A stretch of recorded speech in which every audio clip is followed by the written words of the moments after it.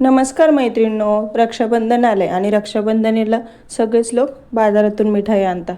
तर आता भाऊ बहिणीसाठी ही रेसिपी बनवू शकतो किंवा बहीण देखील ही रेसिपी भावासाठी बनवू शकते. अगदी झटपट होणारी, कमी वेळेत होणारी आणि साहित्य देखील अगदी साधं आहे. घरात उपलब्ध होणाऱ्या साहित्यातून बनणारी ही मिठाई आहे. तुम्ही नक्की बनवून बघा आणि ही अशी बाजारातून आणण्यापेक्षा घरीच अशी मऊसूत, सुगंधी आणि तोंडात टाकताच विरघळणारी अशी ही मिठाई आपण आता बनवून बघूया. तर ही छान अशी चवीची नारळाची वडी बनवण्यासाठी अगदी साधं साहित्य लागतं आणि चव मात्र अगदी भन्नाट अशी होते. तर या रेसिपीसाठी जे सामान लागतं आहे ना, ते मी तुम्हाला सांगणार आहे. तर त्यासाठी सुरुवातीला आपल्याला अगदी साधं आपल्या घरात नेहमीच अवेलेबल असतं ते म्हणजे ओलं नारळ. तर ओलं नारळ लागतं. तर ते ओले नारळ मी 2 ते 3 ओले नारळ असे फोडून घेतले.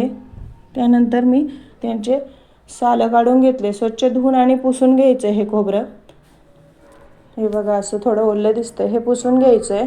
स्वच्छ साफ करून घ्यायचं हे सगळे, कारण यामध्ये जर पाणी राहिलं तर मिठाई लवकर खराब होते आणि आपल्याला तर नंतर यामध्ये काही गोष्टी घालायच्या आहे, त्यामुळे देखील याला मॉइश्चर येणारच आहे. तर जेवढं कोरडं केलं तेवढं लवकर आपली मिठाई तयार होईल. तर यामुळे याचा ओलसरपणा कमी करत करतच आपल्याला ही मिठाई बनवायची आहे.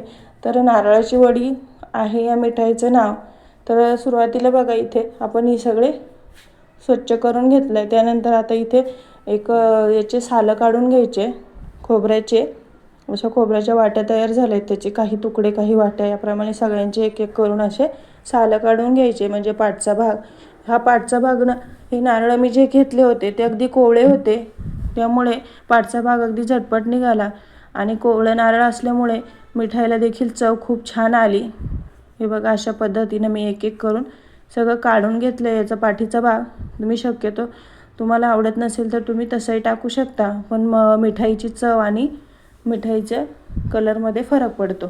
तर आता इथे आपण हे सगळे याचे असे स्लाईस करून घेऊया आणि कोवळं नारळ आहे त्यामुळे पटपट याचे तुकडे होत आहे. हे सगळे तुकडे आपण मिक्सरच्या भांड्यामध्ये करून घेऊया. तुम्ही मोजून देखील घेऊ शकता. तर हे अंदाजे 3 वाट्या इतके खोबऱ्याच्या या पातळ स्लाईस झाल्या आहे. एवढ्या जाडीचे केले तरी चालेल, कारण कोवळंच होतं आणि आपल्याला मिक्सरमध्ये फिरवून घ्यायचं आहे. हे बघा अशा पद्धतीने मी सगळ्या इथं खोबऱ्याचे काप करून घेतले. हे काप 3 वाट्या इतके भरले. त्याला मी पाऊण वाटी इतकं दूध घेतलं आहे आणि त्यामध्ये 9 ते 10 काजू भिजवून ठेवले होते अर्धा तासापूर्वी, जेव्हा नारळ फोडून घेतलं तेव्हा.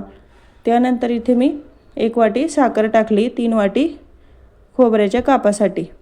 तुम्ही साखर तुमच्या आवडीनुसार कमी जास्त करू शकता. त्यानंतर आता हे सगळं आपण मिक्सरला असं फाईन पेस्ट करून घेतली. एकदम फाईन पण नाही आहे, कारण खोबऱ्यामुळे आणि खोबरं कोवळा असल्यामुळे खूपच छान असं याची पेस्ट तयार झाली आहे आणि कलर देखील छान दिसतो आहे. त्यानंतर आता कढई गरम केली गॅसवर. त्यामध्ये तूप घालून घ्यायचं आहे आवश्यकतेनुसार. मी 1 चमचा तूप घालून घेतलं आहे. आता तूप वितळलं की लगेच आपण मिक्सरमध्ये जे मिश्रण बारीक केलं होतं ते यामध्ये घालून घ्यायचं आहे. थोडं थोडं करून सगळं मिश्रण यामध्ये घालून घेतलं. तुम्ही मिश्रण बघू शकता, नारळ कोवळा असल्यामुळे आणि शिवाय काजूचं टेक्स्चर असल्यामुळे ते अगदी मऊसूत असं झालं आहे. आणि शक्यतो काजू इथे भिजवूनच घ्या, म्हणजे यामध्ये मिक्सरमध्ये छान बारीक होईल खोबऱ्यासोबत. नाहीतर भिजवून नाही घेतले मग थोडंसं काजूचा दाणेदारपणा जास्त राहील, थोडे जाडसर असे काजू राहील. फाईन पेस्ट झाली म्हणजे मिठाईमध्ये काजूचा चव उतरते आणि चवीला भन्नाट अशी रेसिपी तयार होते. खूप छान लागते. तुम्ही एकदा ट्राय करा. मी स्वतः ही रेसिपी बनवून बघितली आणि खरंच खूप छान झाली. म्हणजे शक्यतो खोबऱ्याची बर्फी सगळेच बनवतात, पण आता मी त्यामध्ये 2 जिन्नस वेगळ्या टाकले आहे. एकतर काजू आणि दुसरं काय टाकणार आहे ते मी पुढे दाखवतेच तुम्हाला. त्यामुळे ही एकदम पेढ्यासारखी सोबतच खोबऱ्याची वडी पेढ्याच्या चवीची अशी छान अशी तयार झाली आहे.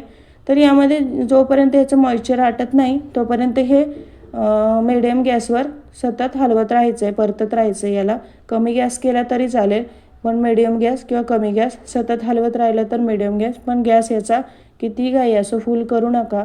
तर हे सगळं याचं मॉइश्चर कमी करायला वेळ लागतो, सोबतच कलर देखील बदलतो.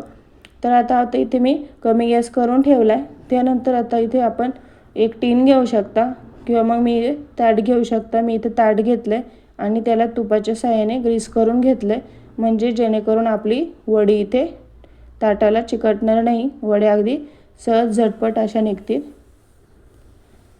त्यानंतर आता पुढे आपण पुढे रेसिपीकडे वळूया. तर इथे बघा थोडं थोडं करून मॉइश्चर आटत चाललं आहे आणि सतत हलवत राहते मी.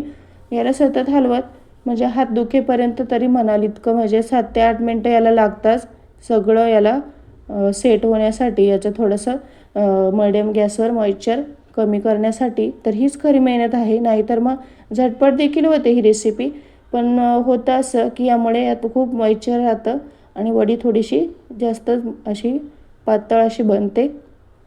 छान वडीचा आकार येत नाही याला.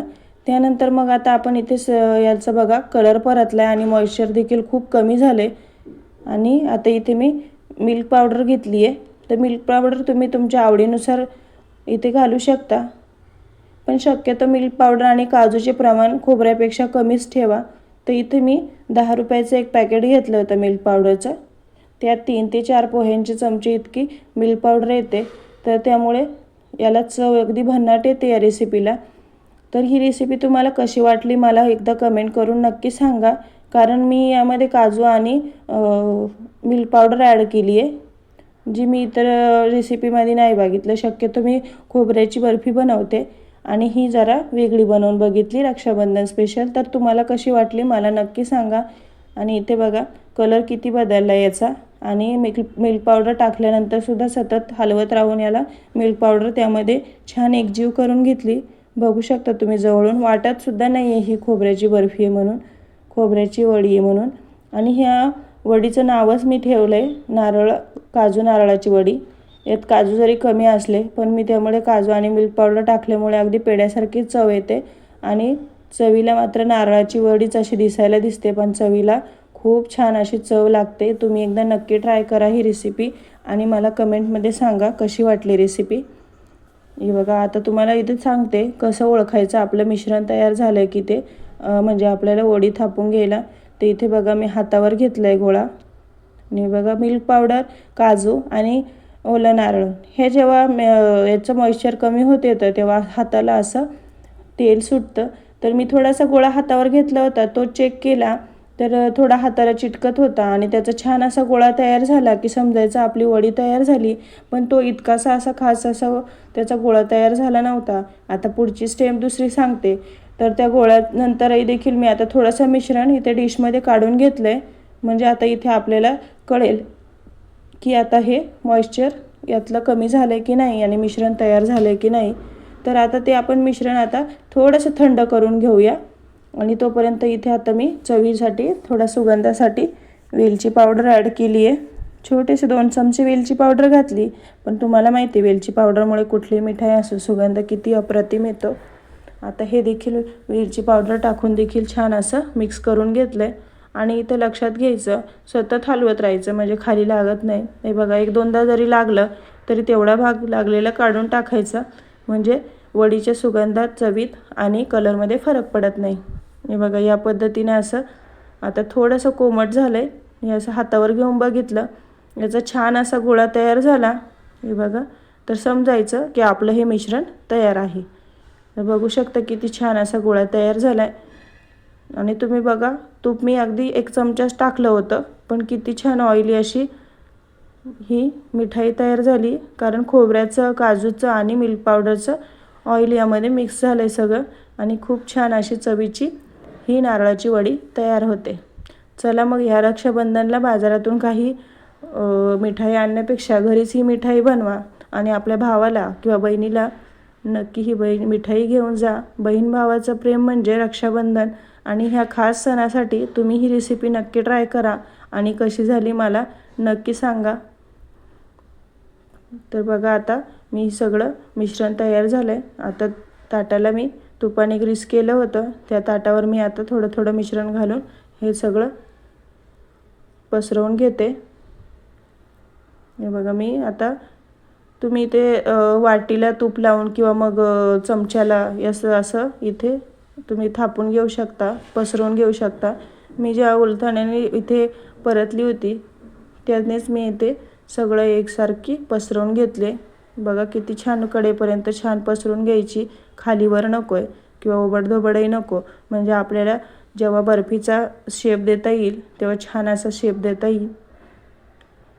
याचे तुम्ही लाडू देखील बनवू शकता. फक्त लाडूचा आकार द्यायचा आणि वरतून डेसिकेटेड कोकोनट असतो त्यामध्ये थोडे घुरळून घ्यायचे आणि झालं, आपले लाडू देखील तयार होतात. पण मी ही वडी बनवली आणि हे बघा या पद्धतीने आता हे सगळं मिश्रण आता इथे मी पसरवून घेतलं. एकसारखं पसरवायचं आहे.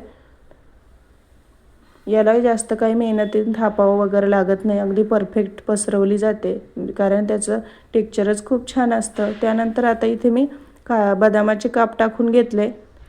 पातळसर असे बदामाचे काप कट करून घ्यायचे आणि मग नंतर वरतून असे हलक्या हाताने इथे पसरवून घ्यायचं, जेणेकरून आपली वडी दिसायला अगदी सुंदर दिसते. तुम्ही पिस्ता वगैरे देखील ॲड करू शकता, पण मी बदाम टाकले आणि वरतून थोड्याशा अशा माझ्याकडे गुलाब पाकळ्या होत्या, त्या गुलाबाच्या पाकळ्या टाकल्या, थोड्याशा क्रश केल्या, थोड्याशा अख्ख्या टाकल्या. यामुळे आणखीनच या बर्फीची चव आणि दिसायला एकदम देखणी अशी बर्फी दिसते. बघा आता सगळं टाकून झालं. इथं तुम्हाला जवळून दाखवते किती सुंदर दिसते ही. आता तुम्हाला आवडीनुसार तुम्ही ड्रायफ्रूट टाकू शकता. मी फक्त बदाम आणि गुलाबाच्या पाकळ्या घालून घेतल्या. त्यानंतर इथे बघा ही बर्फी मी अर्धा तासासाठी फ्रीजमध्ये सेट व्हायला ठेवली होती. अर्ध्या तासानंतर बघू शकता कलरही थोडा बदलला आहे आणि छान अशी कट करून घ्यायची. तुम्हाला डायमंड शेपमध्ये हवी असेल तर तशी करा किंवा मग चौकोनी शेपमध्ये हवी असेल तर तशी कट करू शकता. मी ती चौकोनी आकार देऊन घेतला आहे, त्या शेपमध्ये कट केली आहे आणि अलगद अशी कट करून घ्यायची. तुम्ही फ्रीजमध्ये ठेवण्याआधी एकदा थोडासा कट लावून घ्यायचा, म्हणजे जेणेकरून जेव्हा वडी तयार होते, ही काय एवढी हार्ड अशी वडी बनत नाही, खूप छान सॉफ्ट अशी वडी बनते. त्यामुळे हिला काही एवढासा कट करण्यासाठी एवढासा काही वेळ लागत नाही किंवा काही त्रासही होत नाही. तर बघा सुरुवातीला असे कट लावून घ्यायचे सगळीकडे आणि त्यानंतर हिला असं फ्रीजमध्ये ठेवून द्यायचं किंवा मग फ्रीजमध्ये काढल्यानंतर सुद्धा एकदा कट करून घ्यायचं आहे, म्हणजे जो कट असतो पहिला. हे बघा किती छान कलर बदलला हिचा फ्रीजमधून काढल्यानंतर आणि किती भन्नाट चवीची दिसते बघा. तर हे लक्षात ठेवा, फ्रीजमध्ये ठेवण्याआधी एकदा कट लावला आणि फ्रीजमधून काढल्यानंतर सुद्धा मग त्याच कटवरती नंतर आपण असं कट मारून आणि मग नंतर ही मिठाई काढून घ्यायची. बघा हिचा कलर किती छान आला आहे. चवीला भन्नाट अशी रेसिपी आहे. तर तुम्हाला कशी वाटली ही रेसिपी मिठाईची मला नक्की सांगा आणि तुमच्या बहीण भावासाठी नक्की ट्राय करा एकदा. किंवा रक्षाबंधन स्पेशल आहे, तुमच्या मुलांचंही रक्षाबंधन असेल त्यासाठी इथे ही रेसिपी ट्राय करा. आणि अगदी साधं साहित्य आहे, सहजच अवेलेबल असतं, त्यामुळे तुम्ही अगदी सहज बनवू शकता.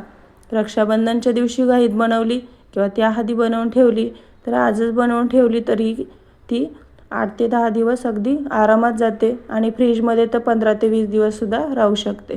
फ्रीजशिवायसुद्धा ती 8 ते 10 दिवस राहू शकते. आता हिला छानसे असे मी सगळ्या साईडने कट लावून घेतले, जसे मी आधी लावले होते तसे फ्रीजमधून काढल्यानंतरसुद्धा. तर इथे बघा मी तुम्हाला एक वडी काढून दाखवते. बघा किती सुंदर अशी वडी निघाली आहे, अजिबातसुद्धा खाली काही चिकटली नाही आहे. बघा किती सुंदर दिसते ही नारळाची वडी. काजू आणि नारळाची वडी तुम्हाला आवडली का नक्की सांगा आणि तुम्ही नक्की घरी ट्राय करा. आणि अशी मी आता हिला प्लेटमध्ये तुम्हाला एक एक दाखवते सजवून. किती अलगद अशा साध्या पद्धतीने रेसिपी बनवली आणि ह्या वड्या किती सहज तयार झाल्या. तर ही नवीन पद्धत कशी वाटली नारळाच्या वडीची मला नक्की सांगा आणि रक्षाबंधन स्पेशल ही मिठाई तुम्ही नक्की ट्राय करा. बघा अगदी सहज निघतं आहे ताटातून देखील, किती सुंदर दिसते. तर असंच छान छान रेसिपीसाठी आणि गौरी गणपती येत आहे त्यांच्याही देखील अशा छान रेसिपीसाठी चैतालीस किचन मराठीला सबस्क्राईब करायला विसरू नका. आणि छान अशा रेसिपी आवडली असेल तर एक लाईक नक्की करा रेसिपीला आणि छान अशा रेसिपी बघण्यासाठी पुन्हा चैतालीस किचन मराठीला भेट द्या. तर बघा किती सुंदर, आता तुम्हाला तोडून दाखवते. किती सुंदर अशी मऊसूत ही नारळाची, काजू आणि नारळाची वडी तयार झाली आहे. बघू शकता तुम्ही, जवळून दाखवते. हे बघ किती सहज तुटते ही वडी. आता पुन्हा एकदा बघा किती सुंदर अशी तयार झाली आहे. टेक्स्चर बघू शकता तुम्ही आणि चवीला तर तोंडात टाकताच विरघळते, एवढी सुंदर झाली आहे. इतर नारळाच्या वडीपेक्षा थोडी वेगळी आहे. कशी वाटली मला नक्की सांगा. थँक्यू.